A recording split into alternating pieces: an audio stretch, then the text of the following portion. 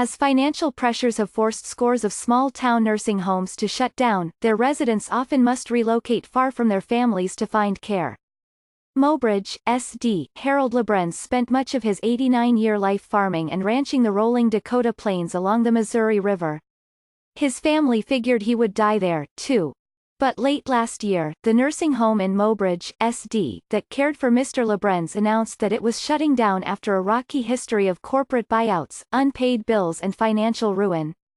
It had become one of the many nursing homes across the country that have gone out of business in recent years as beds go empty, money troubles mount and more Americans seek to age in their own homes. For Mr. Lebrenz, though, the closure amounted to an eviction order from his hometown. His wife, Ramona, said she could not find any nursing home nearby to take him, and she could not help him if he took a fall at home. So one morning in late January, as a snowstorm whited out the prairie, Mr. Lebrenz was loaded into the back of a small bus and sent off on a 220-mile road trip to a nursing home in North Dakota. He didn't want to go, said Mrs. Lebrenz, 87, who made the trip with her husband. When we stopped for gas, he said, "Turn this thing around."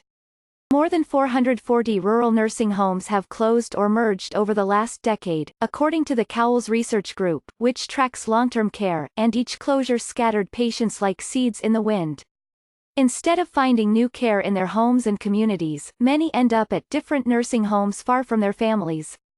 In remote communities like Mobridge, an old railroad town of 3,500 people, there are few choices for an aging population.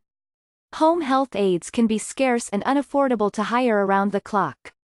The few senior citizen apartments have waiting lists. Adult children have long since moved away to bigger cities. How often have you heard somebody say, "If I go to a nursing home, just shoot me," said Stephen Monroe, a researcher and author who tracks aging in America.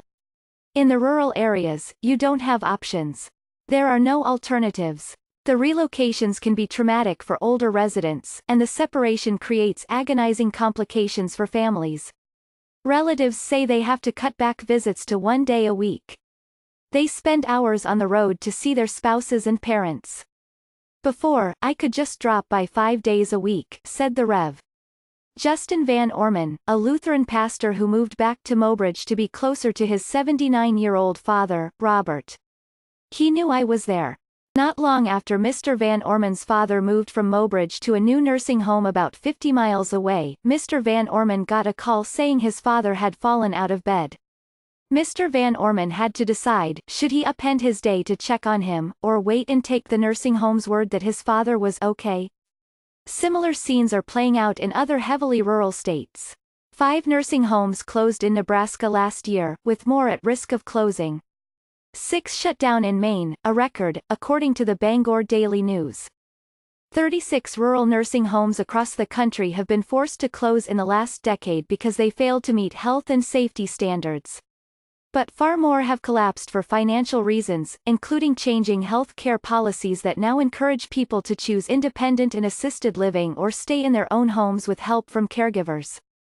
Some nursing homes cannot find people to do the low-paying work of caring for frail residents. Others are losing money as their occupancy rates fall and more of their patients' long-term care is covered by Medicaid, which in many states does not pay enough to keep the lights on. South Dakota chips in less than any other state in the nation to pay for long-term care for residents on Medicaid, said Mark B. Deek, executive director of the South Dakota Health Care Association.